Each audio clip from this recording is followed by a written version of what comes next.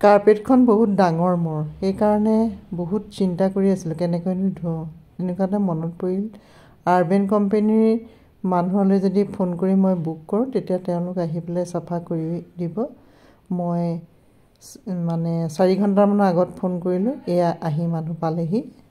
প্ৰথমে দেখিলোঁ এয়া ভেকুৱাম ক্লিনাৰটো উলিয়াই এজনে চাফা কৰিছে আৰু এজনে কিবা মিলাই আছে। সুধিলত ক'লে এয়া কেমিকেল।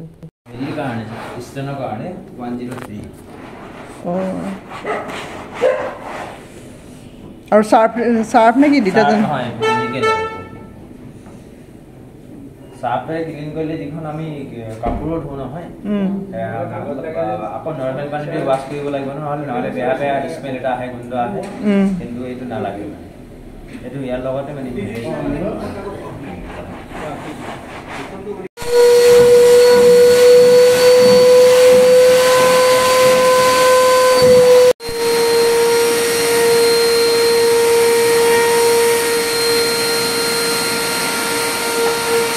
কাৰ্পেটখন চাফা কৰা হৈ গ'ল। আধা ঘণ্টাই নালাগিলে কাৰ্পেটখন চাফা কৰোঁতে, আৰু প্ৰায় শুকাই গ'ল।